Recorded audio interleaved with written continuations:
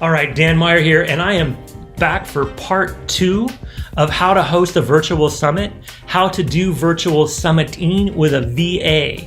Basically, how to get all the stuff that needs to be done in a summit being done by someone besides yourself. Having that right hand to help you do everything that we have to do.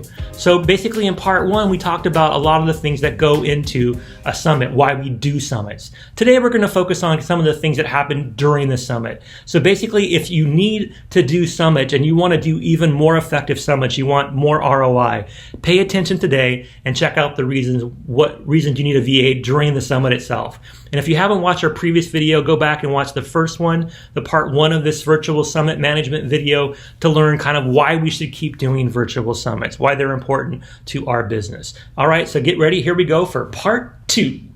But it's time consuming, right? To do a really good summit, it takes a month of prep work to book the day, get all the speakers lined up, get the speakers' profiles, their bios, start doing marketing, create some images, do some sizzle reels, a promo video, build up the Eventbrite, build up the event page, develop a landing page, build up your funnel. All this stuff eats up a lot of time. And even if you're doing it on a regular basis, it still takes time to manage and to update or evolve and provide maintenance to your funnels and your Eventbrites and everything you're doing. So it can be time consuming in the pre-summit work, let alone the marketing effort. You know, having people go out there and market for you, come up with a swipe copy, come up with instructions, come up with marketing images people can share, doing marketing images for somebody who's going to be a speaker on your summit so they can share that with their audience, trying to do email marketing, sending texts out, all that kind of stuff is pretty time consuming. And for a business owner who's trying to grow their business, we often leave some of those things undone or we underdo them. And that's where a virtual assistant can really come in handy to help you make sure you're not leaving things on your checklist undone. You have to get all these things done to make a successful summit.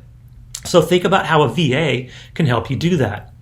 You also want to make sure that you're involving the nerds in this, right? The people that are tech savvy, the people that are millennials and Gen Zers who know how to market to their audiences, the ones that know how to use multiple channels, the ones who can build really good web funnels or sales funnels or click funnels, the ones that know how to actually do things on social media that drives traffic, that can make short, quick, fun videos, that can do engaging copy, can find the right image to share.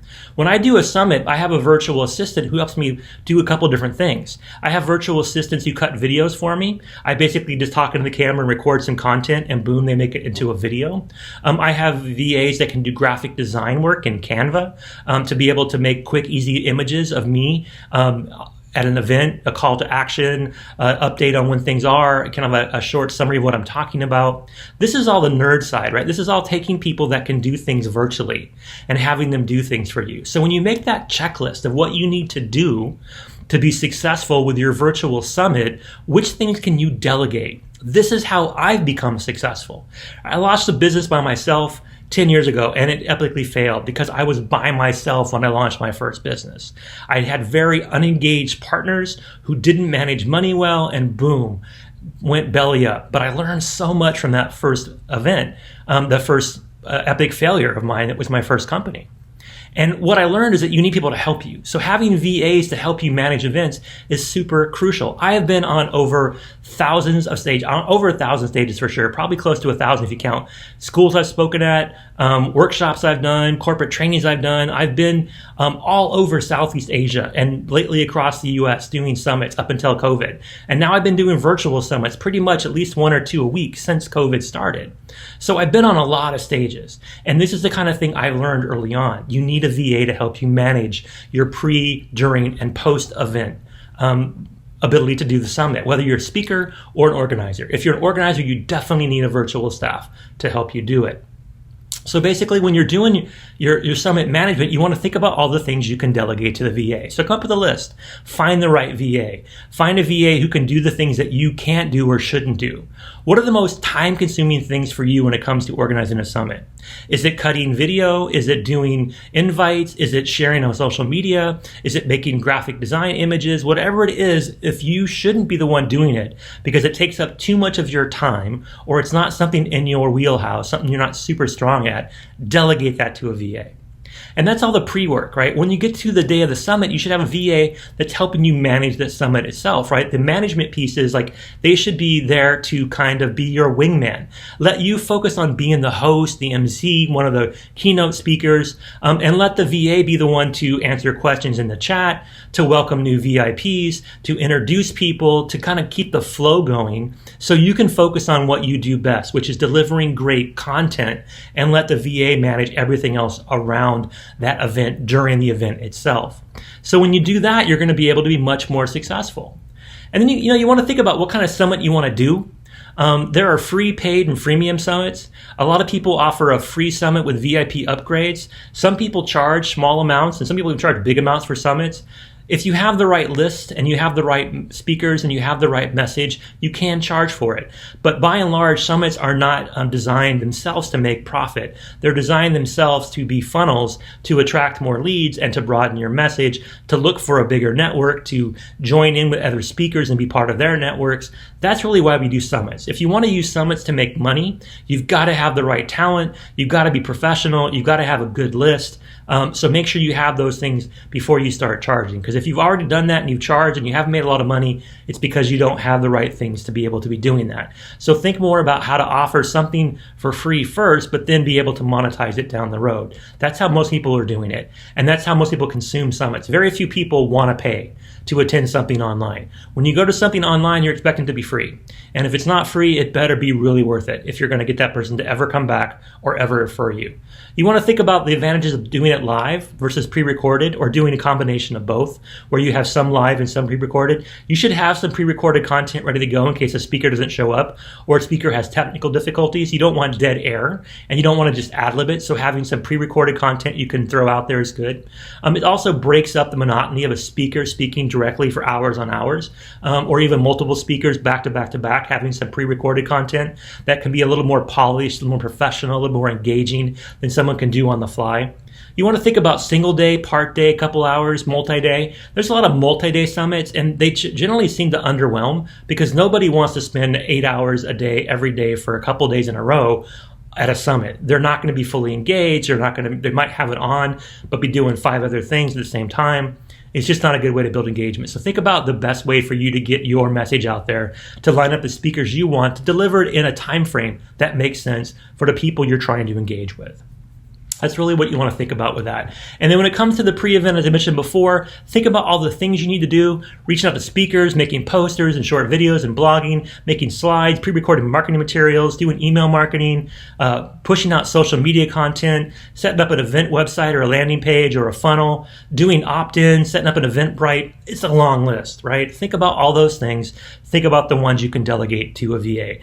During the event, you should have the VA be a moderator, can provide tech support to speakers and attendees, can manage to do update emails to people, can deliver on VIP purchases, can do things to invite people real time in social media, can promote and share things through other social media aspects like doing a share or doing some kind of additional room people can check out things for. Basically, you want to think about the different ways to get content out there beyond just you streaming it to your Facebook or to your platform. You want to have other people do it as well and have them, do watch parties and share things. A VA can help manage that.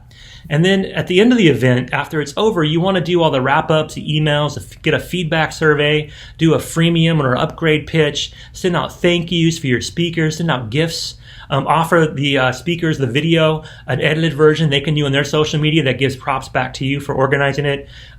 You can do follow-ups like promoting new products to the same list.